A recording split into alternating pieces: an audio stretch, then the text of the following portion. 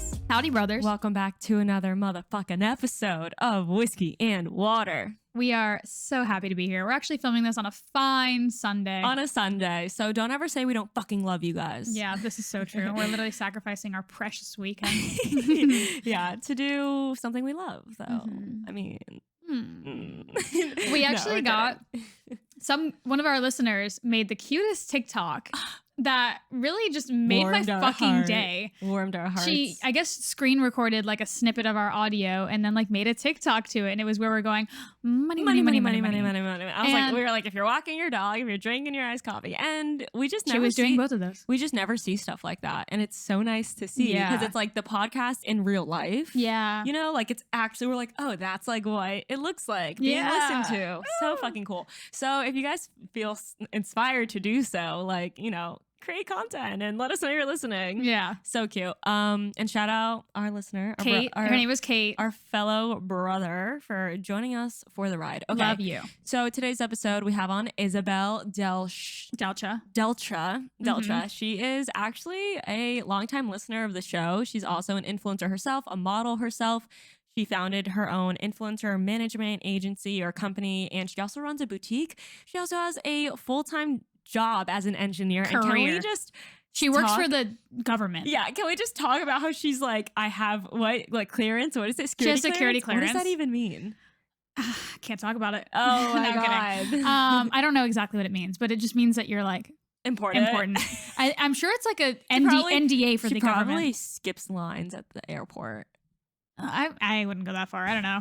I mean, security clearance. I don't know. That's what I'm she thinking. Also speaks like what, four languages? Insane. So she's just, I mean, we've had people on the show like this before. She's just built different. She's smart, unlike us. And, you know, hey. Speak like, for yourself. She's an engineer. Yeah. Like, that is a level of some book smart I will just never relate to. I told Tyler today, we're bringing in these chairs that we bought from OfferUp, and I'm like, just leave them by the gate. He's like, no, put them back there. I don't want them to get stolen. I'm like, yeah, but that's like, he's like, we could just walk them 20 more feet. I'm like, yeah, but 20 times 4, 60 more feet. I want to do that. And then I'm walking to the car. And I'm like, wait, it's 80. I'm like, it's 80 feet.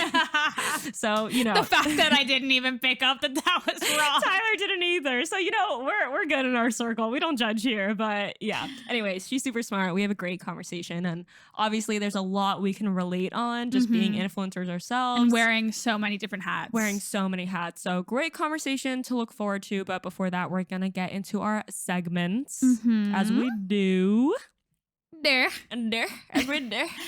so let's start off with our lows. Also, we have a mutual low. Wait, also heads up, we filmed that episode like late at night because she has this, you know, she has a full-time job, so we had to start filming at 5:30, and we are just like not at our prime at night. No, if it's a bit of a shit show, that's our reason. Disclaimer.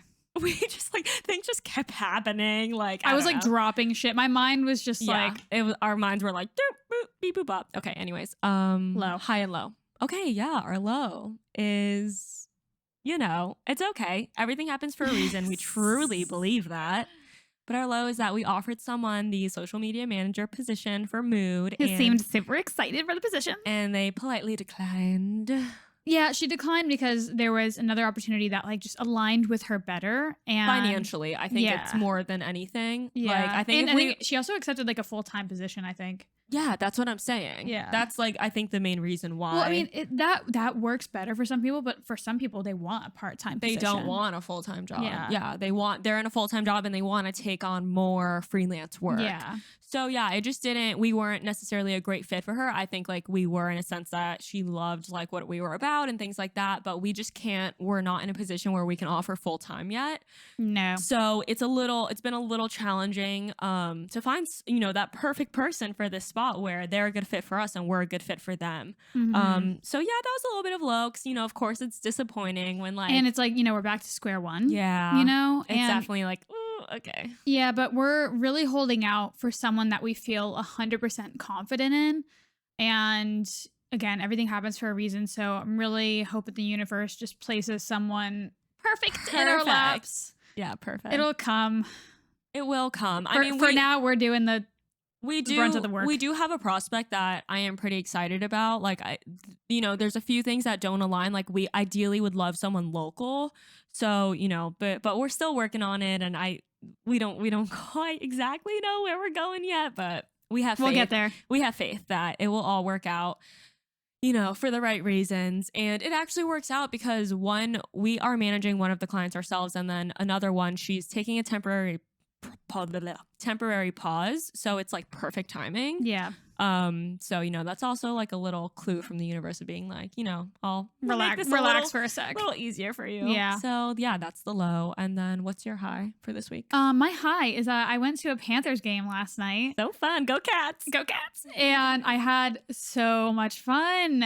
I'll start telling Tyler when he buys tickets to start doing an extra one for you. They are so fun. And we were at like the club level. Yeah. And it was just so nice. Where we were for Joe Rogan and got thrown up on. Yes. Yeah. Every time we walk up there, me and Nick are like, we have PTSD. No, I literally like thought about that while I was there. And I literally told the person I was with, I was like, yeah, I almost got violently thrown up on. Yeah, it's a good story. Anyways, we told that on the podcast a few months ago. But it was just so much fun. And like I'm not like super into like watching sports. Same. Like I'm a naturally competitive person, but it was just so action filled. Yeah, no, hockey is a whole different monster. They were like throwing each other against the fucking walls. They're allowed to fight. I was like, I'm feral. They're allowed to fight, which is crazy. And actually, before I bought Tyler the Nashville tickets, I was going to buy him glass tickets because you can like, when they come up to the glass, you can like bang on the damn thing. Like they're all about it. They love it. That's what I was like, next time we go, I want the glass tickets. Yeah, they're expensive. He was like, anything for you. I was like, period.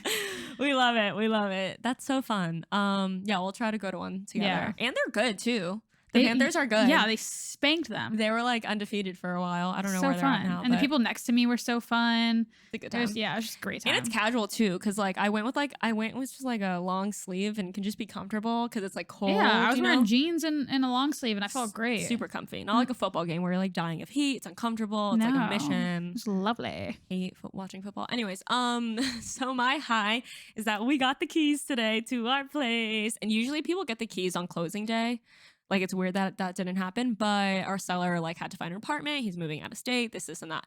So yeah. Is he outie? Tomorrow morning. Tomorrow morning he's out. Tomorrow morning he's Bye, out. Bitch. His U-Haul is packed up, ready to go, sitting in the driveway. And we just did like our final walkthrough today to make sure everything was there. He didn't take any utilities or anything. Yeah, imagine you fucking walked off with your washer and dryer.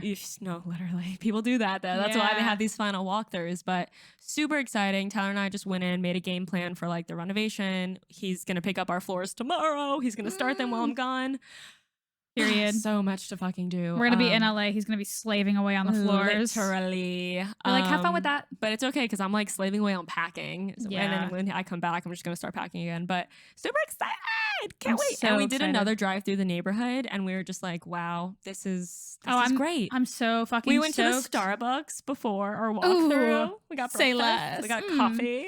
You're like, this is life now. Yeah, we have a Starbucks walking distance. So it's just like, and the new pictures you showed me are just so cute. And it's gonna be so great. It's gonna be such a good. It's honestly inspiring me so much to get to the place. I'm like, I would kill for a yard. And just walk out, let Nugget out. Yeah. Private. Yeah.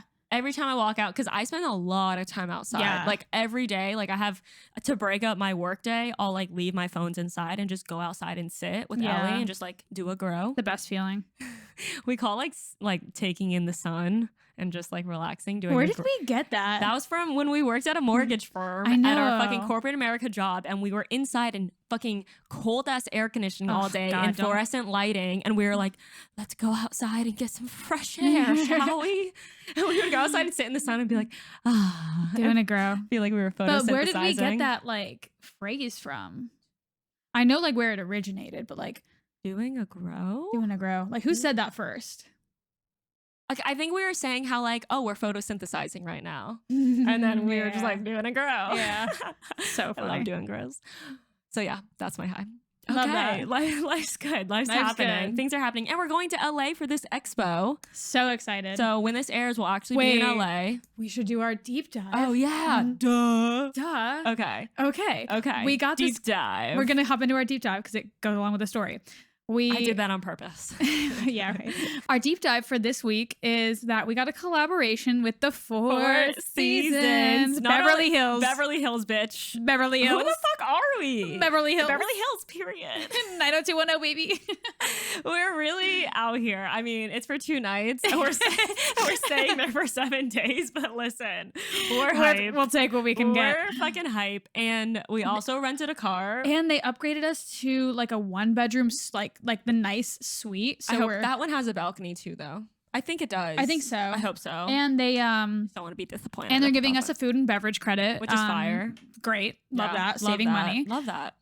Yeah, and then we rented. Did we already tell them that we rented the Benz? I don't think so. We rented a convertible Benz on Turo. Because why not? Like, when in Rome. Exactly. When in Rome. And realistically, guys, it wasn't even that expensive. It was $300 to get like a normal car. For 7 days. A Hyundai Elantra. Yeah. And then no heat. Well, even a newer one too. A nicer one. You know, just like a super average car. And then it was $400 for the convertible Benz. And we're like, bitch, come on. Talk to me nice. So we got the convertible Benz and we're really just out here living our like best bougie life next week. Yeah. Super excited. This week. Yeah. This week. Tuesday. So super excited about that. And then we have the expo. So we'll let you guys know how that goes. We're really stoked. We're doing it's going to be interesting nonetheless. Like I'm really hoping it yields some business, but I definitely think it will. I think there's a lot of value in like face-to-face networking. And that's something we haven't obviously been able to do since starting the agency and just everyone in general the past 2 years. And it's so sick because this expo actually costs like $1,000 each? Yeah. Just to go. Like per person. Yeah, just to go as like a spectator, or if you want to go into the convention and meet different like to brands, network. Yeah. To network. And we were able to get in like with a PR pass as influencers. As influencers. Like we have an influencer pass. So it's just so dope. Yeah. So, and like brands are already reaching out to connect with us for us to come by their booth. I guess we're on like some like master list for the expo, so they've been sending it to all the brands. I can't imagine a ton of influencers are going, because had like our manager Michael not told me about this, I would have never even known it existed. No, and if it goes well, we'll definitely be implementing like more expos for us to go to. It's like good old fashioned like B2B, baby. Yeah, like going and pitching ourselves and talking to brands about what we do. So super exciting. But the deep dive, I don't think we finished that. So the deep dive is with Four Seasons. We got it by reaching out. Yeah. We just reached out and said, hey, we're gonna be in town. We'd love to partner with you. And then we told them like the dates that we were gonna be there, and then they came back and were like, okay, we can do these 2 dates. Yeah. Which I'm pretty sure, and they actually said that they can only offer like as a hotel, they can only offer 2 nights to influencers. Yeah. I'm sure that means like within our range, because I'm sure if like someone had like 1 million, they'd probably be able to offer more. Who knows? But yeah, so they said that they could do 2 nights, and we were able to we had already booked an Airbnb, but we reworked it a little bit so that we could do that. And so we're gonna relax there for the first like 2 days and just, you know, catch up with friends before we like get into like full business mode. Yeah, and the deliverables are 2 posts each. And then 5 stories a day. Yeah. Which is a hefty amount. We renegotiated to get that larger room. We told them that we would do 1 post and 1 reel, which we probably would have done anyway. And we enjoy making those more. Reels have better engagement right now, and they're just doing better. So we're like, yeah, we'll do a reel. Yeah, for a bigger room. So super excited. I mean, they are definitely getting, like, if you do the math, they're getting a lot of value, more than what it probably is for what we're getting, but we're happy to do it. And like, that's an amazing thing to add to our media kit, like working with Four Seasons, you know, things like that. So super excited about that. All right. I think that's it. I think we're ready to hop on into this conversation with Isabelle. I hope you guys absolutely love it. And we'll see you on the other side. Okay. I was going to say next week. See you on the other side. So you see you. All right, bye. Bye. All right, guys, we are here with Isabelle. Thank you so much for joining us. We're so excited to have you on today. This is very much a full circle moment on both sides. So I can't wait for our audience to get to know you and your story more. But for those who don't already know you, tell us a little bit about who you are and what you currently do. Sure. So I am an engineer by day, influencer by night. No. I love it. So yeah, I'm an engineer in terms of like what I graduated, what my degree was in, industrial engineering to be, specific with that route. And then I recently started a business, an agency, production and influencer management agency. I also own a boutique called Palma Bella Boutique, and it's strictly online. And then I'm also an influencer myself and a model part-time. So many hats. We love it. Are being worn. And a wife. And a wife. And a freaking wife. I mean, that's a whole other thing. That is a whole other occupation. Yes. Yeah, so many like plates spinning at the same time. This is something we can obviously definitely relate to. So I'm very excited to get into how you balance it all. But for starters, I think the most interesting thing here is that you have a full-time job. You have a 9-to-5 while also balancing all these other aspects. Yeah. And I think that's like a big reason why a lot of people don't get into influencing or don't want to start it, is because they like don't know how they would be able to handle both. So tell us a little bit about what that looks like for you, especially when juggling not only just the influencer, but also an influencer agency and also this boutique, which is news to me, like literally insane. But yeah, tell us how you do it all. So, well, okay. When I first started my job, my engineering job, I did have to go into the office. I only moved to Miami, I want to say about 3 years ago, but I did go to the University of Miami for 5 years, actually. So I loved college so much that I decided to stay for 5 years instead of 4. I had the privilege of doing that. But so yeah, when I had to go into the office, I didn't have the flexibility that I have now being remote. So I do want to make that clear. Like, yeah, totally. You could do all of those things, having to go into an office 9 to 5. You could if you didn't sleep, probably. Yeah, literally. Not to mention like the hour of travel there, the hour of travel back. What the commute is. Yeah. Yeah. And during high traffic times too. I had to commute from the suburbs of DC. I'm from Maryland, but the suburbs of DC into DC in the morning, and same thing at night. I'd be finished around 6, 7 some nights. So there was just no way. Right. If I had a modeling job, in Miami or in DC or New York, which was more rare, more stuff was in Miami because I'm more like lifestyle. I would have to take PTO, and then I couldn't really take vacation, because I wanted to do all those modeling jobs. That's what excited me on my creative brain side. So I was like, I don't even care. To me, the modeling jobs are a vacation because I get to go to Miami, whatever. And like starting a business wasn't even in my head at that point because of how crazy just those two things were, and doing influencer stuff, which I was doing in DC because they send you the product. You can do that from anywhere. Right. And, my mom would take the pictures of me. We'd go to the gym or to the studio or whatever. And that could be done on weekends. Then when COVID hit, it was kind of a blessing in disguise because obviously that wasn't like a good thing. Because everybody went remote at that time. You couldn't go into the office. And, for me, obviously I didn't express this to my coworkers, but I was kind of like, wait, this is kind of exciting because I can now do more. Because, I know this is going to be aired, but I don't always have a full 8 hours of engineering work during the day. Yeah. No, and that's completely normal. And what I think a lot of people can relate to that. And like we see a lot of people on like TikTok, like posting like hacks to keep your mouse moving and shit.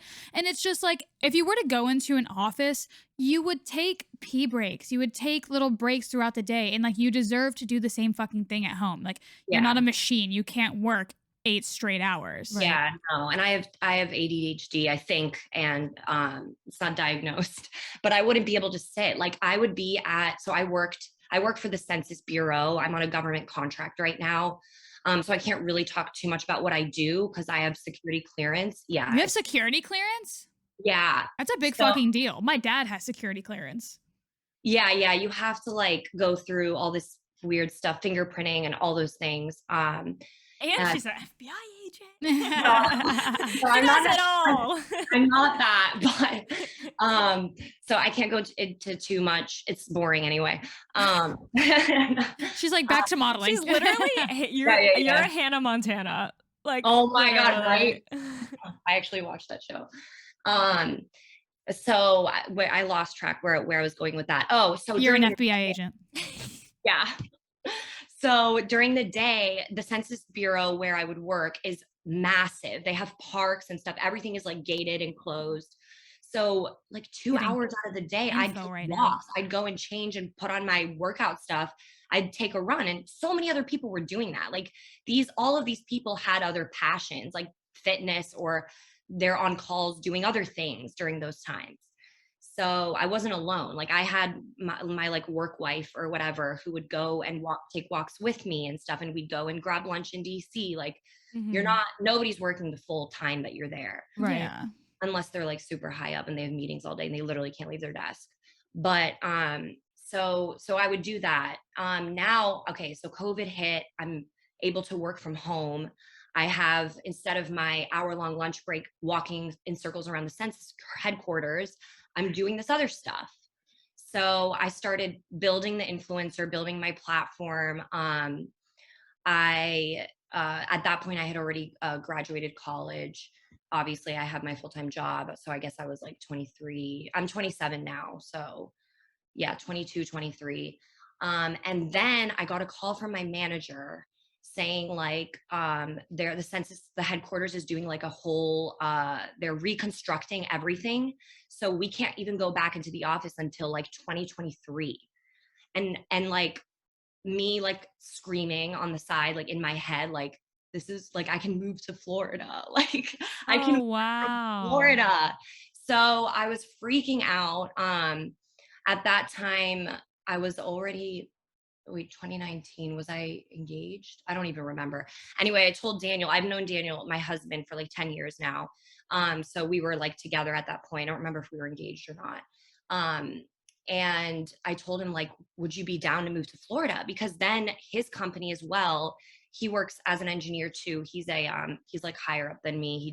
He's my age. He's the same 94. He's my age as well, but he like moved up faster.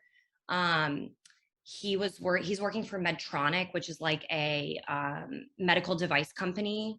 So he works on like the coding for the robots that do the minimally invasive surgeries. What? Genius couple. Yeah. Okay. No, he's on another level. He did computer engineering, so he like codes and stuff. I code on a very basic level. Like he's on another planet. So Jessica, your face. Ridiculous, crazy. So he, so I was like, would you be down to move since you're also remote now? And he was like, yeah, like whatever you think would be best for both of us. And like, I could help you with your side stuff. Cause he can automate stuff like with the business and everything. Right. Like, okay. So we decided to do that. We came down here, we came back. Like we were both very familiar with Miami. We went to school here for 5 years. Like he was on the track team and stuff. So we moved down here. We were in like a hotel. I'm totally going off track right now. No, you're good. Oh my God. Okay. We bought a house. Okay. And so going back to the point of like, how do I manage everything now that I'm fully remote? And I actually was cleared, like fully remote. I don't need to go back into the office in 2023 when everyone goes back. Plus a lot of other people moved to like California and Florida and like North Carolina to warmer places. Cause they're just, seasonal depression. They're happier in DC fucking sucks. Yeah. I was born there and I can say that myself. Like, it's just not for people like us, like creative models. Like we like to, stay in shape and work out outside and like be social and be social. And I heard that it's actually one of like the ugliest cities in America. I used to live in Quantico, which is like obviously super close. So that's how I know it sucks. But I also have just heard from anyone that's ever lived there. I just hear that it sucks. Sorry if any of our listeners are there.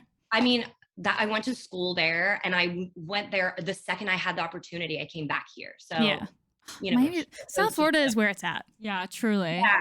And I did think about California, but it was just too far away from my family. I mean, most of my family's in Europe anyway, but my mom, who I'm closest with, is in Maryland. And I'm like, okay, 6-hour flight versus 2-hour flight. Yeah, like 100%.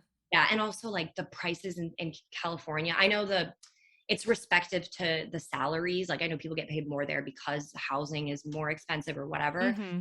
But it's just wild. Like I don't think we were going to get a house in California like the size that we got here at the time. I mean, now I know all the markets are going crazy with everything that's going on. Moving to Florida was probably the best thing you could have done for like, and I'm sure at the time you didn't even like completely realize like what it was going to do for you. I definitely want to go back to like how you balance it all, like as far as like a day to day, like literally how you manage that time, because like in my head I'm like, it's not adding up, it doesn't make sense, there's not enough time in the day. No. So and you guys, I see that you guys are doing the same thing, and that's also kind of what motivated me. Like when I see other influencers having, especially when you guys like put your schedules, I'm like, I feel this, like if they can do it, like I can do it. So hell yeah, brother. Love that. Yeah, because I mean, and it's, I don't know, it's just great being your own business owner too. So I'll wake up in the morning, for example, and I'll budget out the amount of time that I need to finish my deliverables for my like full-time job. I was recently actually promoted at the engineering job, which has cut down my time a little bit more. Nice. Thank you. Although when you're promoted in the job that I'm in, you actually have less busy work to do, but your responsibility scope is more. So more things fall on you. Like if the people under you aren't doing their job, it's on you, but you have less busy work, which in a sense gave me more time, but then also gives me a little more anxiety because it's like I need to watch what these other people are doing. Yeah. So it was like exciting because like whatever, the pay bump and all of that. But then I had to like schedule out my time. So it was a little bit different before, but now I'll wake up in the morning, look at what meetings I have. And let's say like 2.5 to 3 hours is meetings. Like I cannot do other things during that time because I have to be there, present, presenting or listening, taking notes. Then like, and this is like every day is completely different. Usually Fridays are like way more chill at work. So it's usually around 2.5, 3 hours of meetings. Then I have my own work that I need to do. That, depending on when it's actually due, I can do that at night. And my manager knows that I do modeling. So yeah, I'll look at the hours I have, then I'll see how much work I really have to do. And then I'm like, okay, how long is this like realistically going to take me without me, sitting on the toilet and scrolling on TikTok for 30 minutes, because that's really easy to do. And the rest of the day, I still have daylight now. Daniel, the other thing is like, he helps me with a lot of my content. Like he's the person who's filming, editing, all of that. I taught your husband? Yeah. That's amazing. He films and edits your shit? Not everything. Okay. If I want something to be a little bit better than me doing iMovie edits on my thing, because I do that myself, that takes me really short. And he doesn't like to half-ass anything. And if I need to get something done for a client, I'll just like edit it myself and it'll still look good. It just won't be like top par video editing. Yeah. Well, that's super cool that he's even like, capable of that. Yeah, that's awesome. Yeah. So I want a Daniel. It's actually was self-taught because, okay, this is the other thing. Like, not that like marriage is transactional, because it shouldn't be, and it's not. But we now have a joint account. Okay. Like, yes, he makes great money. Like, I'm not like at all putting that down, but if I'm adding like so much more income to the two of us, like in my head, I was like, you have to like help me somehow. Yeah. As well. He actually has way less time. He doesn't have time really during the workday. If he's going to help me, it's like his like pee or poop break, or like he's going to lunch. He's going to come and help me film like outside, because we have like the nice backyard with the pool, whatever. So, how do you feel like you balance that, not so much like time wise, but in like a relationship boundaries, work boundaries way? Yeah. How do you navigate that? Yeah, that is a whole other thing. Yes, your partner's with the agency as well, right? And then I'm assuming for the boutique. Yes. So he actually, the Creations Unlimited, which is the name of the talent agency or production company, whatever. We haven't like split those two apart because I just don't have time to make a separate business for the production side.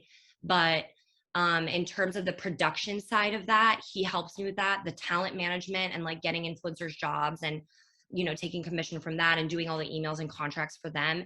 I'm solely doing that. Okay. But I had like, the company is only like a little bit under 1 year old. So I did hire like one of my close friends from home. And I know they say like, don't work with your friends, like don't mix business and pleasure. But then I see you guys. I can relate. That's another thing. You guys can relate. So, and I've seen that like work. Right. Obviously everyone has like their tips and like things that it's all about communication and like personalities and stuff. But I did have to hire somebody else, and she does all of my like admin stuff. Nice. And she also gets work for my influencers. She honestly, like, even though I own it, she's really running the whole email right now. I again, like the time, there's no time. Yeah. Yeah. And I love that it's like making sense now that you have like any sort of like that you're managing these things, because having someone on board, like a right hand, is just, it's everything. I say it, we are very proactive in like telling our listeners like delegation is like how you take the next step in your business and influencing in literally anything that you're doing that you feel like you could use help with. But like there is no way we could do what we do if we didn't delegate or and have help things, you know, like it's just impossible.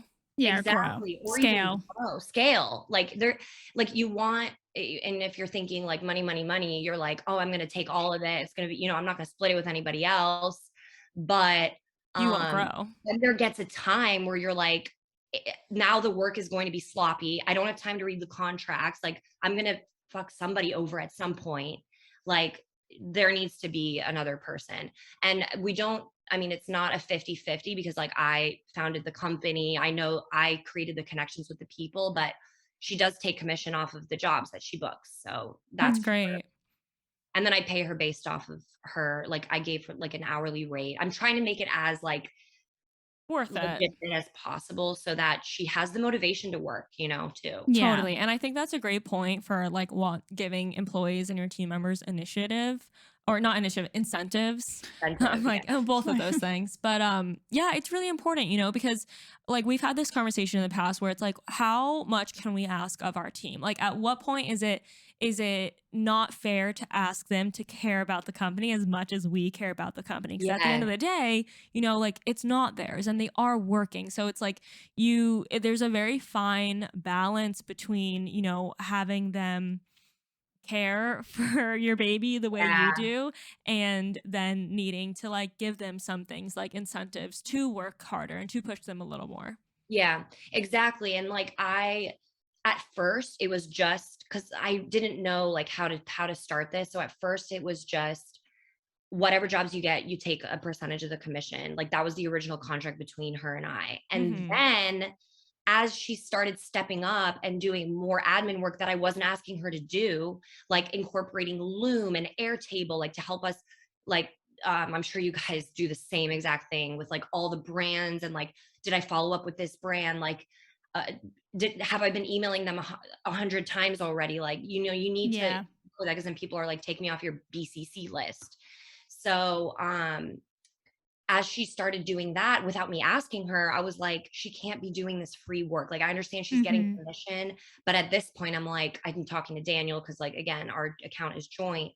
I'm like, I need to pay her, maybe not yet a salary, because I can't bring myself to do that just yet.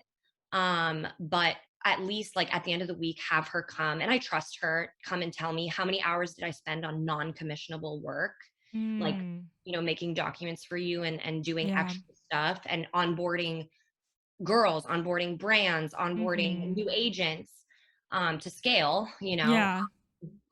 I need to give you some more money, because like, I think that's so sound, because you know, it's easy for people to want to work the fuck out of people and not and you run know, them into the ground for as little as possible. And like, you know, you think in the US. Yeah, you think that's not the case, but it's like, we've seen it multiple times where it's like people, you know, either they'll treat interns like like it's their full-time job, and you know, things like that. It's like they have to be happy working for you, you know, like, and they have to feel valued. They have to feel appreciated. Yeah. And then they'll want to do more because it's like, exactly. Now things are all coming together. We're getting more work. She's making like double the amount she was making 2 months ago because of the extra work she's doing because I'm paying her more, you know? Right. Yeah. It's like you get out what you put in, you know? Exactly. Yeah. And it's good that you have that because we always say good work is hard to find. It really, really is. And the fact that you found someone who like, you know, actually is like, hustles and is taking initiative is just like, it's priceless, honestly. Yeah, it really is. I'm curious to know at what point in your influencing career you took a step back and realized that you could do this as an agency and you could like take this to the next level. What did that look like? So I think it started with one of my friends that I would model with a lot. And I'm not going to name names, but became kind of overnight, like randomly kind of famous, like overnight, like in Miami. And we were really close and we talked, you know, on a weekly basis. And we were always like joking about starting like a fitness, like Instagram together before all of that happened. And so then that happened and she was like, I don't know how to navigate this space. And at the time I was already doing all of that. And so that's really how it happened. And she was like, can you help me? I know you were like, whatever, you're an engineer and you do all these things. Like, can you help me like reach out to brands? I know you already do that.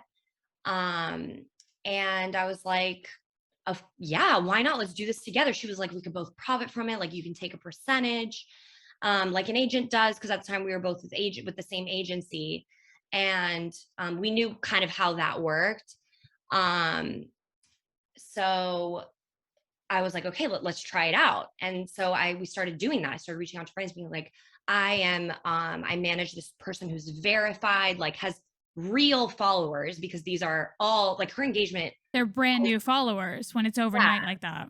And they're not bots, how a lot of people, you know, have that or like giveaway followers from like, you know, I joined a giveaway and I got all these followers. There were real people who were looking at her stuff to see what she's doing, you know? And so we pitched that in a smart way, you know, worded it all with all the jargon to get the clients interested and took screenshots of her insights and everything. And then that just like took off. So damn it. I need to blow up overnight. Yeah, come on. My mom made a joke. She was like, you do all these music videos. Like, why don't you? And she's like Eastern European, like she's from Poland. So it's like nothing like doesn't cross her mind. She'll say whatever is on her mind. And like, she loves Daniel and she like will make jokes like that. Like, you can make all this money. Like just date one of the people that you do the music with. I'm like, I love it. She's like, be in your bag. What's wrong You're with like, you? Daniel's supportive, but not that supportive. Yeah. He makes good money, but not that kind of money. So that's awesome. I feel like that's like such a natural and organic way for it to kind of like come to fruition. Yeah. So then from there, that started taking off. And then just like the whole business mindset that I had at the time. And also like in the back of my head, I'm always like, I want to have my freedom. Like I want to not have to open my laptop every morning at 9 a.m., do these meetings, build the government's business, you know, and not my own. I just have that feeling of wanting to be like free and kind of like doing my own thing. But then you buy a house, you have a mortgage, and you start spending all the money on furniture. And then I saw you guys are doing investment. Like my husband now wants to do investment property, and I'm like, I can't quit my job because it's like steady, great income. Yeah, it's hard. On top of everything else, it's like, all right, we'll see like how things go. But I just need to ask you, Fit, to give me a 3-year contract and then we'll be okay. Yeah, literally. I'm like, can I count on Wait, that's literally where I'm at right now. I thought about it this morning while making my bed. I'm like, damn, it would be great if this was more than 3 months. Like if I could count on this. We need to secure this bag. Yeah. And they do the automatic renewal, like in the contract. I don't know if you guys saw, but they do the automatic renewal. Say what? This is news to us. I'm just gonna start making content before they even renew the content. Be like, here's my content for approval. Dude, do it. In the contract, it literally says unless they have a reason to stop your thing, it's an automatic renewal. Let's go. Let's go. Don't you guys read your contracts? You're like, I'm doing contracts today. I only We literally really have been look talking at, about like, how we need a lawyer. I really only look at the usage. I mean, I skim through everything, but what I really read word for word is the usage. I know Jess doesn't look at anything. I look for numbers in the contract, and that's about it. I'm like, what's the rate? And it was a really long one too, but I did see that, and I was like, because I was also looking it over for Alexa, so I didn't want to, like, you know, screw her over or anything. So that's so nice. Wow, this is great news. What a great Friday. This is so nice. And just to catch the listeners up to speed, obviously Isabelle is on the same collaboration that Olivia and I are doing, which is YouFit. And they are one of her clients that she gets her influencers for. Just to fill you guys in. And shout out you, because I don't think if I ever reached out to you to get the direct contact for YouFit, I would have gotten the freaking campaign, because they literally ghosted me. So here we are. You love to see it. The squeaky wheel gets oiled, baby. Yes. Okay. Yeah. So go ahead. So yeah, with that, and I'm thinking, like, I don't know, they should, if they're happy, they should, like, automatically renew for longer. I don't know. But anyway, so yeah, that was my goal. I'm like, if I could just get this, like, I could definitely quit. Like, you know? Okay. Yeah. And I think you're in such an interesting position right now, because so many people, I feel like, can relate to being in this in-between spot where, you know, they have their side hustles. It's like kind of gaining momentum. It's kind of, you know, getting to a place where it might be able to financially support them, but then they also have their job. And it's like, it's hard to leave that consistent income. It's so scary to take that leap. I mean, I even know, like, before we were full-time influencing, like, I kept taking part-time jobs because I was like, I need to know that I have something. So I was like at a jewelry store, and then I was working at a swimwear store in retail, because I just like the thought of it. But then I realized that I was like making less money by like working the part-time job, because I was missing out on castings and things like that. I remember those days. But I feel like it's a very relatable thing for a lot of people, is like being at that place where you're so close, but you're scared to take that final leap of faith. But also, communication is key. If I hadn't communicated to my managers what I was doing and how, like, big the scope was of, you know, the bigger jobs, you know, you guys know how it is when you hear a Puma or Adidas or some big brand wants you out of all these girls. It's so exciting. You're like, I cannot say no to this. Yeah, they never want me, so I don't know. Stop it. No, you did a Puma. Oh my God, I hate how I know that. Oh, I completely forgot. I did do a Puma. I was gonna say it too. I'm like, you literally did Puma. No, I actually completely forgot about that. No, when I saw that, I was like, oh, I'm so jealous, because I'm so into the fitness, like, job thing. So and I'm honestly, I'm trying to be more into that too. So we can talk about that. Yeah, you guys can. What was I gonna say? So leaving the job. But another thing I wanted to mention on that note is, depending on what corporate company you're with or whatever job it is that you have, also realize that it's not just the salary and knowing that every 2 weeks you're going to get paid X amount of money. You have a 401k that they're matching. You have I have insane health insurance. Yeah, health benefits, dude. Yeah. Health benefits. Like, I mean, I could also. I would kill for health insurance. Yeah, it's not cheap to have, like, I need to go and get, like, a jaw surgery, and that's going to cost thousands of dollars. Yeah, that's such a good point. I feel like I'm so used to not having benefits because I haven't had them. How do you do that? For so long. So I have healthcare through, like, healthcare.gov. Like, it's government insurance. It's not the best in the world, but it's something. But like, it's funny because I haven't had benefits for so long that it's like, I wouldn't even have thought I forgot that's a perk of, like, a full-time job. I'm like, oh yeah, you get fucking benefits. You can go to the dentist if you need to. I can't relate to that personally.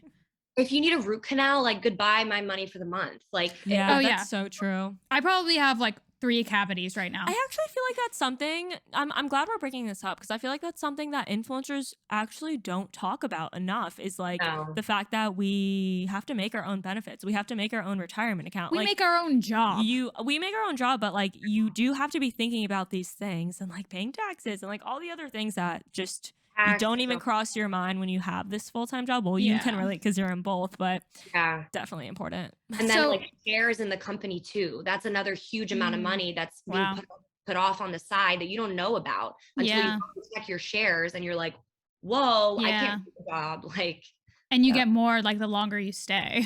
Exactly. Yeah, they make it very enticing to stay. Yeah, it's crazy how they do that. Somebody else, they know what they're doing. So at what point do you feel like you'll be comfortable enough to take that leap?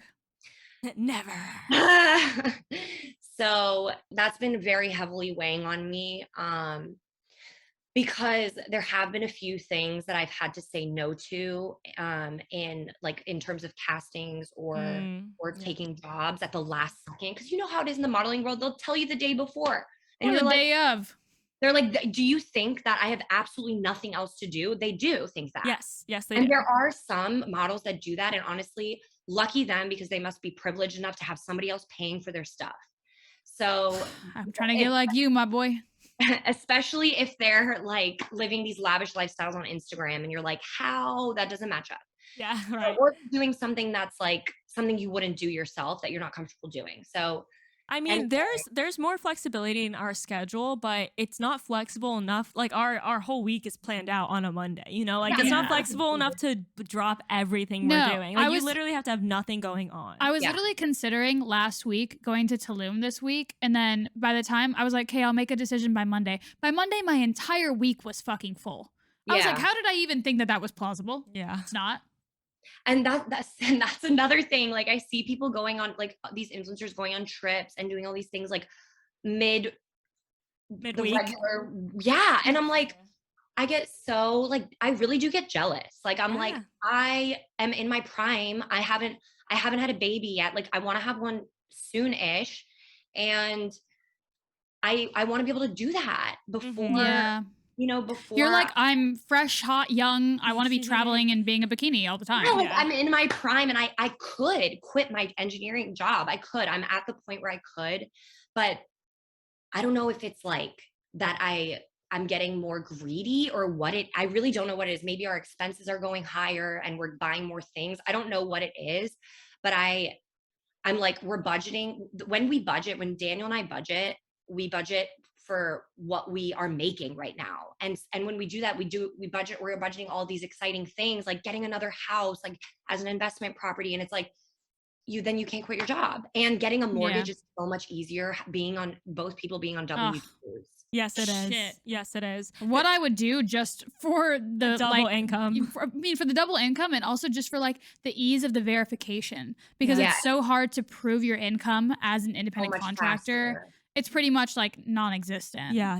Actually, fun fact, when Tyler and I got the duplex, we could not use my income at all because it was so like on paper non-existent and sketchy looking. Even though she made more than Tyler at the time. More than him. So yeah, it's definitely like a struggle out here for independent contractors. Like you can be making a shit ton of money, but if you don't look right on paper, you're not going to be able to get like loans or financing. I'm just trying to own a house, and there's no way I'm going to be able to do it. Like now the market is insane. Yeah. Does your fiance Olivia have a corporate job? Like, does he have a W-2? Yeah, he has a W. It's not corporate. He works in construction, but it's W-2. So like literally like we needed me for the down payment and we needed him for the consistent income. So it's like we really can't do it without each other. But it is funny because it's like very much a struggle, and also something that I don't think people talk enough about is like when you're deciding to enter this industry, you know, these are the not so glamorous aspects of it. Yes, you do have your freedom, but you also don't have benefits, and you don't look good on paper, and this and that, you know? Yeah, exactly. So it's been like, I've had times where I've been crying hysterically, being like, I'm quitting. I'm going to talk to my manager tomorrow. And then it goes away. And then I'm the like, paycheck hits. Yes. And then the bonus, the raise. Every year, my company gives everybody who's doing their job a raise.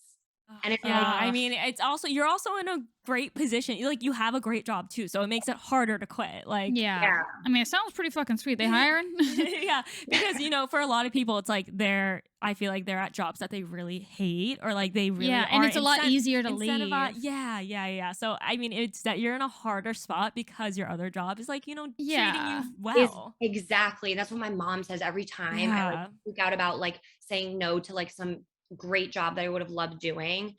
I'm just like, okay, I have to just like let that go. I have to let it go and be like, you just bought a house, you're about to buy another house, like relax, something's got to give. And I think that's a great point, because it's like at some point you do have to sacrifice something, and it's like it's not a sacrifice, like something's got to give. Yeah. I remember like when I left my last like job working for someone else, it was because I was making more money like I was losing money by being there. Yeah. And that's not the case. You know what I mean?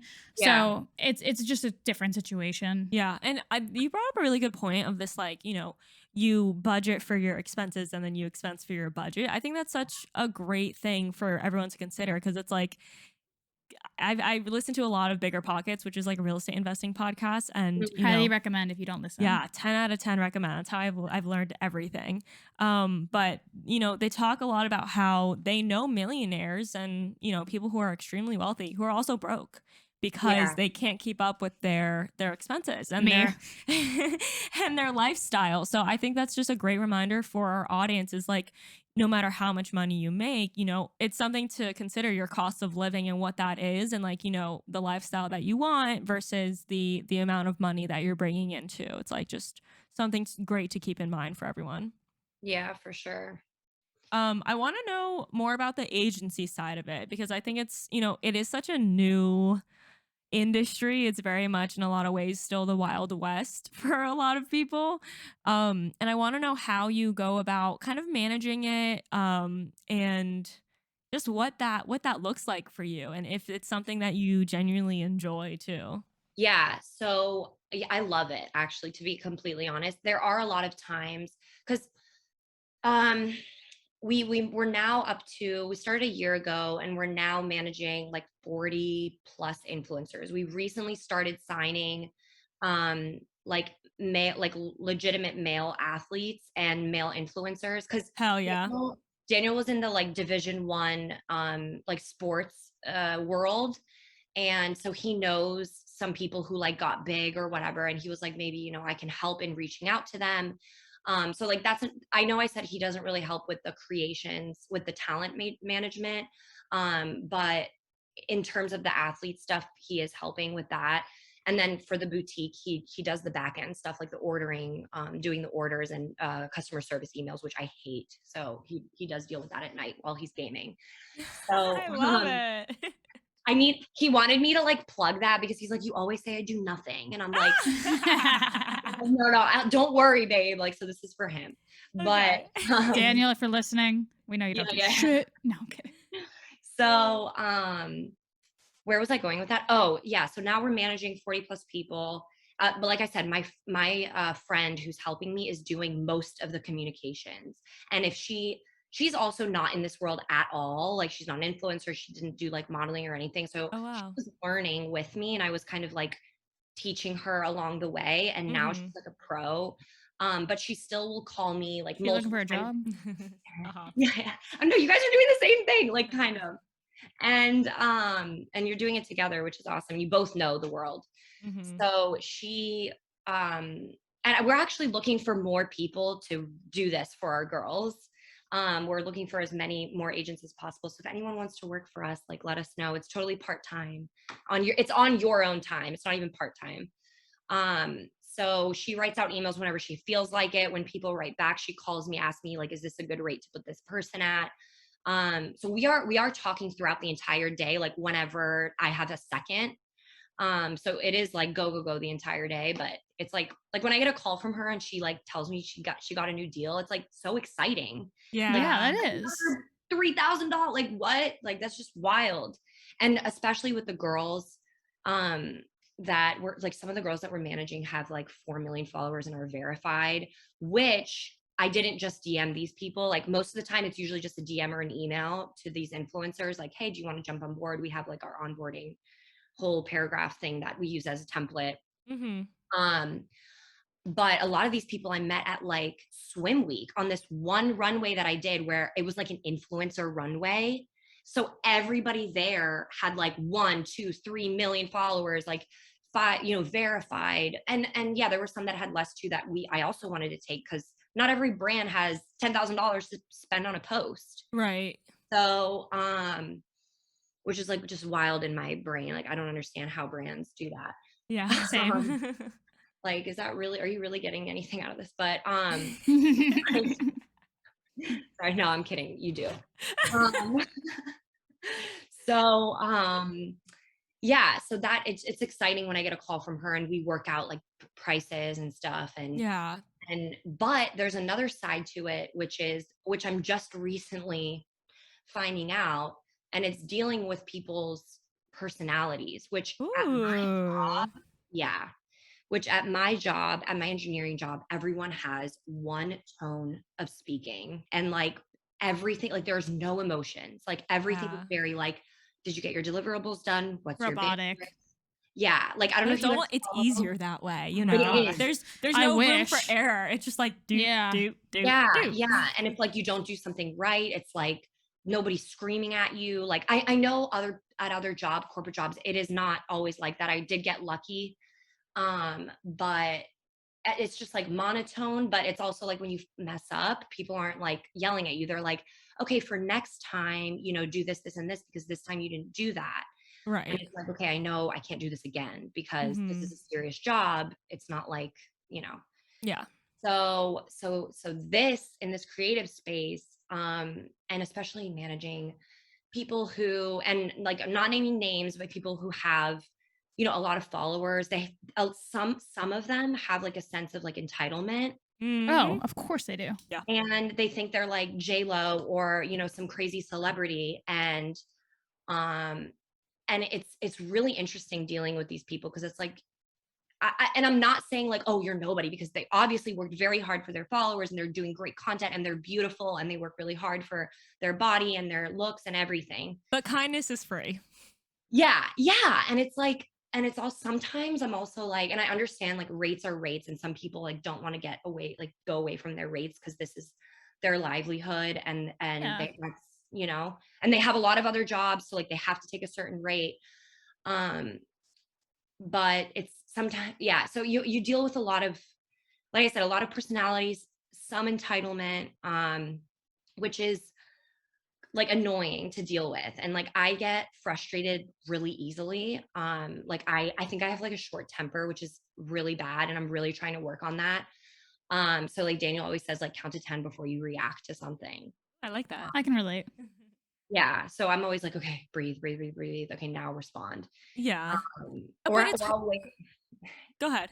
No, I was gonna say, or I wait like 24 hours to respond to either a text or an email that made me really uncomfortable in the moment. Yeah. Because I also don't want to lose some of these girls, because they produce amazing content. Like, their posts go for a lot of money, and like even 20% of an agent's cut for a 10K post is wild. And Yeah. what I have to do, write an email. Like, to me, that was nothing compared to doing Sudoku problems at my job, like coding, or like the other stuff that takes like more mental. I mean, I'm not putting down the influencing stuff and taking content, because that takes time, but it's different for me. And It's a different ballpark. Yeah, it's a completely different ballpark. So yeah, and I feel like if anyone understands, it's you, because we're working on both sides, yeah, And I feel like it's also frustrating. Like, I can understand your frustration when it's like these girls know that you do influencing. They know that you get it. They know that you're an You're not influencer you're not trying yourself. to like undervalue them. So I feel like that's even more frustrating for you, because it's like, girl, I do this. Like, I'm not trying to do you wrong. Yeah. Like, this is literally what I do too, because that would piss me off. I'm like, I'm not some random fucking person who has no idea what they're doing. It's like, this is my job too. I'm not trying to like fuck you over, Exactly. And then on the flip side of that, you also don't want to create a standard with brands of undercutting people's rates, because on our side, it's like, you don't want girls to say yes to lower rates, because you want there to be a standard in the industry. Yeah. So a client doesn't come to you and say, well, this girl had 10 million more followers. I know I'm using crazy numbers. This girl had X amount of more followers, and she charged me like $10. And I'm like, yeah. No, we literally just had this conversation the other day, because it's so true. And we've had to have conversations. Am I saying that right? We have, Yeah. We've had to have conversations with our influencer girlfriends who were not charging as much as us, but they had way more followers. And we're like, hey, bestie, we're going to need you to raise your fucking rates. And they have, thankfully. Yeah, and that's the crazy thing about this industry too, is that we've definitely tried to push this narrative of like rate transparency. We do our deep dives to like let everyone know what we're making per post, and that's so important, because just as an example, I don't know if you listened to the episode with Kristen on. It's like K Boost is her handle, but she was like a huge inspiration for us to not only raise our rates, but double our rates. And we have since, and brands are paying it. And we're literally making so much more money. And no, we literally doubled our salary all essentially. It took was transparency in seeing these other smaller creators charging double what we were. Had we not done that, we would have not, or had we not known that information, had people not been transparent about what they're charging, we would not be making more money. And it just shows it's so powerful, you know? It's literally almost like a secret. I feel like there's no Google search ridiculous that says and there are some, because I've looked at them, but they all range so much. Yeah. That say okay, between this and this, charge this. But then it's also do you ever consider the engagement rate of that person? Or they were written in 2017 or 18 when things were a little different and they're on the lower side now. Or it's the type of content someone produces. Exactly. I make my rates based on the quality of my content, because I know I know the equipment that I'm shooting on. I know the value of the asset that I'm delivering. Yes. And that's what I put into my rates. I'm shooting on a professional camera. I'm a professional photographer and I'm editing things. We're renting a location. That was my next thing. You guys are paying for gas to go there, rent the location. People don't understand that there's so much more that goes into it. And another example, if I know that week I'm not going to be able to produce a content on my brand new Canon 80D camera and Daniel's not going to have time to edit it, I'm going to charge them less because I know I'm taking it on an iPhone. Or I know iPhones have crazy resolution these days, but just given the amount of time I know I'm going to put into it, I will fluctuate my rates. I mean, if we know something is easy to knock out, we're we'll do it for a little bit under our rate. You know what I mean? Because it's it takes us less time. We can shoot it on an iPhone. They're not as strict. Yeah. And the adverse of that is if we get a massive fucking brief and it's you have to follow this step by step by fucking step, we're going to charge you out the asshole. Yeah. No. I love that you change your rates if it's iPhone versus camera. I haven't heard that, but I think it's so great. And it also gives you the flexibility to work with brands who have a smaller budget or they're a small business, and you can be does iPhone content work for you? Because I always ask that. Yeah, that's so nice, because I'm sure as a small business they're yes, we would love iPhone content and we can afford that rate for that. It gives flexibility on both ends, which I think is really great. Yeah. And I honestly think you can tell the difference between just because and I'm sure you guys have too, you shot so much stuff on your iPhone and so much stuff in your camera. I think I see a difference. What do you mean? Between the types of photos that come out, for sure. Totally. I can spot it from a mile away. You know what I mean? Yeah. And also, even when we're thinking about, say we have this campaign to shoot and we're thinking about how we want it to translate, we literally will be standing there. We're am I thinking iPhone or camera for this? What's the vibe? It's different. And how will both capture this, and which one will resonate, one with me better, with the brand better, and with my audience better? And those are all things that we take into consideration. Yeah, it's super important. And I know we're not talking about this, but I know just for the people who are influencers and are listening, you can literally, as an influencer / model, whatever, or either or, you can literally expense everything on your taxes. I don't know if you guys do that. Okay. Yes, we do. That's a whole other thing, but just wanted to put that out there. Yeah, it's so funny. We actually just was telling our assistant, and project manager about that. She had no idea you could write things off. She was I'm spending X in taxes. And we're why? Why are you not writing off your car, your phone, your home office, your rent? Desk? You can expense a square footage of your house if you're taking it's crazy. But what I will say and warn people about is this is why we couldn't use my income for the first place. Oh yeah. Because as I am as a model, especially I feel like a model you can write off even more, because then it's clothes, nails, makeup. I wrote off so much that I didn't look good on paper. So that's a fair warning too. Take that into consideration if you're trying to buy a home in the next few years. And that's why I'm paying a fuck ton of taxes. it's you can't have both. You can't have your cake and eat it too. I didn't even realize that. I didn't think about that. If I were just doing that, maybe I can't even expense all of that, because then it's and you want to buy you have to show income. them. Yeah. And I didn't learn that lesson until it was the hard way, until I tried to apply for this financing and they were like, you make $10,000. And I'm like, no, I don't. Luckily, she learned it the hard way, so I didn't have to. So she doesn't have to. But yeah, and that's why we tell you guys. So now that we're getting this second property, it's like I made a game plan. I'm like, okay, I have 2 years to fucking get my shit together and look proper on paper. And now I can apply and now I'm on this mortgage. But yeah, I do want to ask one more question before we get into our final 2 questions. Okay. I'm curious to know, because we talked about how one influencer's post can be $10,000. Like that is crazy, but insane. It's very much the reality of what's happening. Yeah. So I'm curious to know, when these brands approach you and when you're talking with them, if they are expecting a certain amount of ROI from these influencer campaigns. Great question. And what you tell them in regards to that. Yeah, like if a brand is saying like, well, it's less that they're explicitly saying it, and it's more of like a vibe. Like they're like, hey, yeah, I'm gonna put my entire budget into this influencer, and I can't wait to see a fuck ton of sales. How do you mitigate that expectation? Because obviously we know that it's not gonna fucking return 10,000. Yeah. So that's a great question, and honestly, I probably would have asked you guys the same thing. Because I have had, and it's weird because I would expect way more people who are spending thousands on influencers to ask that question. And we actually don't get that question often. Oh, good. I'm happy to hear. Yeah, it's good. But then it's also like, I feel bad because like, shouldn't you be asking this? But at the same time, it's also just to get the brand exposure. Like this person is a local content, you can usage rights. You can put it on your website. You can run it as an ad on Facebook, as long as you pay, a little extra more for that. Or TikTok or wherever they're running ads. Right.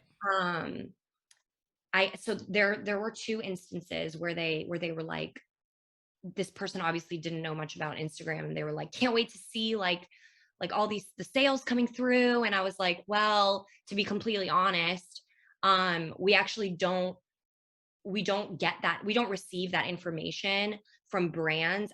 Like we don't ask for that information. And because I've only been doing this for a year, I'm actually starting to think to ask for that information after a post has gone live for like a week or 2, and be like, hey, can you especially if there's no code, I don't usually ask for that, because how could they really know unless it's like a huge influx of sales right when that person posted, which like doesn't normally happen. It takes time for someone to see something over and over again. I feel like it's like a marketing strategy. Yeah, absolutely. It is. Yeah. So that's why I always say like long-term partnerships are better. And I try to get my girls long-term as much as possible, also to secure them some income and for the brand's purpose too. Like I'll tell them you will get more exposure, more followers, whatever it is that you want, if it's long-term. Yeah. So, and brands are so scared to do that because they're like, I'm paying so much. How can I sign a contract and say, I will definitely give you $5,000 a month for 6 months if I don't know anything? I know. It's so funny. We're finding the same pattern of like, everyone wants to test influencer marketing with a 3 influencer campaign. And we're like you literally are not going to see anything from that. And we'll literally turn it down. Almost don't even want to waste your time or money, because it's like the only way to test an influencer campaign is to do it to make it a long-term partnership. That's the only way you're going to be able to test it. Yeah. So like to give, and not just to be like a selfish person who wants, to gain. It's like now we should really start asking the brands, especially when there are codes involved, because they actually never tell us. I think there was one time that they came back and asked for, and let us know how many sales were made from. And let me tell you, so it was for some nutrition brand, and the person had over 1 million followers and they were verified. And the lady was like, yeah, I was asking if they wanted to renew the contract. And she was like, well, we would, but we don't think influencer marketing is working for us because we only saw like 3 sales with that code. And I was like, I felt embarrassed. Like I was like, and that's when I started learning. I was like, okay, so having 1 million followers and having 1 million real engaged followers doesn't mean that this brand is going to like everything has to come together full circle. Like the person's Instagram has to be for that niche. Like, you know, they have to have a certain amount of engagement. There has to be a way to track it. And I guess it is with the code and following up with the client and saying, realistically, how many sales did you get from this? Yeah. I mean, like, it has to be the perfect storm. We could post like a skincare brand, a bikini brand, a fitness brand, and, you know, like home decor. And one of those is going to resonate with our audience more than the other. Because I know personally, like, if I were to post all of those things, what I'm going to get the most engagement on and the most questions about is likely the bikini. I'm going to have a bunch of girls being like, where did you get that bikini from? Not like, what's this random Scandinavian skincare brand you're fucking using? You know what I mean? And we're just being honest. So, you know, like being on the other side of it, you really do have to, and that's what we've noticed, like community is everything. So it's about finding the people that have like this really, really strong audience for these like really niche things. Yeah, which is why we actually started, instead of like bulk emailing all of our influencers, I had my assistant, because at the end of the week, we'll like brainstorm like what's a better way to reach out to clients. Like if we didn't get as many deals that week as we had wanted, and we'll be like, let's just pick 4 of our like mostly fitness content people and write a little bio about each person in the email. Like this is their engagement. This is how many views they're getting on their stories. Like this is what they're all about. These are the kinds of people that are following them from where they are and all these things. And just pitching those 4 people instead of sending them a big list to click on and look through and be like, these are people we think are going to be the best for your brand, so that they can at least see some sort of something come out of it, whether it's engagement, followers, or even just like brand awareness, you know? Right. That's so smart. Love that. Yeah. So I'm curious to know, do you pitch the influencers first, or do you ask the brands what their budget is? Because I feel like so many brands, like they think they can get so much for so little. We have this questionnaire that we send the brands, and we'll be like, okay, what's your budget and what kind of influencers are you looking for? They'll be like, the budget is 200 and we want anyone with 3 million followers or more. And we're like, motherfucker. How many it does times not have I work had like an that. email like that? Yep. Oh my God. I'm so glad you can relate, honestly. Yeah, that happens pretty frequently. Okay, so you guys are also doing that. I'm assuming a little bit. But you more so manage influencers. Like we're not really offering management for influencers, but we're offering it more of like we're servicing the brands more than we are the influencers. Yeah, like we're running the campaign for the brand, like sending out the brief. So it's like kind of the same thing, but like almost backwards. Yeah. No, totally get that. And yeah, so that's so frustrating too. But then on the other side, we have to understand that like Instagram is kind of new for these people who have these older brands, and like they're like older women or older men that like have no idea, and they're like, oh, 0, 100, and she has all followers, and you're like, unfortunately, influencer marketing that's not how it fucking works. It's so expensive. Yeah. It's expensive, and yeah, so that's tough. And it also depends on, like, sometimes I'll have girls who need the money and they'll be like, look, I know I have this many followers. I know I told you this was my budget, but it's still $1,000. So I'm not going to turn it down. Listen. Yeah. We will, one thing about us is we're going to get our bag. You know what I mean? $1,000 is $1,000. Yeah. Yeah, like to go outside and like, I mean, I again, I don't want to keep putting down like how easy it is, but sometimes it really does. It varies because sometimes it is that easy, and sometimes it's a whole fucking production. It's really a case by case basis. That's why it kind of like it does even out. You know what I mean? But that's why you can charge less for things that are easier, because it's like, okay, if they want a simple picture where I can just go outside and they're not picky, that's what makes it like fucking worth it. It's like, okay, now I'm getting a great return on my time I've invested into this. Yeah. Like when it's a super easy, small brief, but sometimes when they're like, take it up to your own creativity, sometimes that's almost harder, because then you're like, okay, they're giving me all this money and I have to take it up to, like, what am I going to do? Like now I have to think. Yeah. And then you fucking submit something and they say, this isn't what we were looking for. I will fucking light your house on fire. No, you're an odd one tonight. Before that, you have to tell them how many revisions you're willing to do for that price too, which I'm sure you do. Yeah. No, I don't. But yeah. Anyway, no, but I need to add that. We should add that to our media kit, because it's like we're realizing there's so many things that just need to be like explicitly said. Writing, you know, like things that come up multiple times, and revisions is a great thing to add. Yeah, definitely add revisions, because sometimes it's like, I don't even want to do this anymore. Like, you can take my content, like, I don't care. Oh my God. I went to hell with this sneaker brand a few weeks ago. I feel like this has been so good, and we could literally talk I literally have to leave in like 10 minutes. Yeah, you guys for Batman. Oh, okay. Well, let's wrap it up with the final 2 questions that we ask every guest. Okay. The first being, what is the best piece of advice you've ever received or have received recently? Oh my God, you guys, you should have told me this question before. Well, no, we want it off the dome. Like, we want something that just a quote that has been resonating with you lately that you like repeat to yourself. Yeah. I do have something that just came to my mind. Hey. Yeah. It's not really a quote. I don't know. I know there's a quote to it, but I don't remember exactly like the wording of the quote, but the point of it is, I guess the purpose or the point is, if something, whatever it is, if something excites you to the point where like your heart starts racing, and I'm not saying like going out with the girls or drinking, then do that more. No. Like when it comes to work and like your purpose and, whatever is like fueling your life, like your income and all of that. And it gets your heart racing, it gets you excited. That is like a little light of showing you like what you should be putting more of your time and energy in, and what your like essential purpose is. So like if like you got booked, for example, for like a modeling job, and like your heart is racing and you're super excited about it, then do more of that. Like, I love that.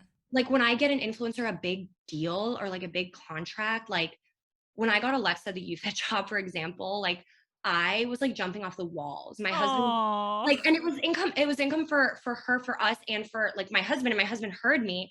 And like for him, it didn't really like excite him like that. Like he was like, good job, babe. And I was like, I'm freaking out right now. Like, this is amazing. Like she's going to be so happy. Like, and then I'm like, I need to do more of this. I need to get more brands. And it set me on fire, and I got to my computer and I just wrote like 50 emails. Cause I'm like, I love it. More. So that's awesome. I love that. That's whatever great. Makes your heart beat fast, run, chase it, go towards it. Yeah, but like the productive things, not like not the bad things. You're like, okay. Okay.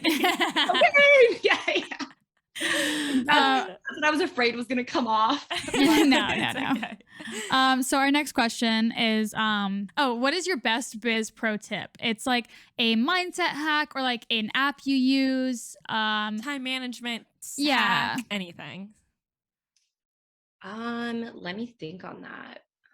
It could be there like are a few, but name them off. Like, I would say when you have a meeting that is going to be like a pivoting point, like a pivoting decision for your business, I would say, I don't know how you guys if you guys record things, but I would say like we use Loom.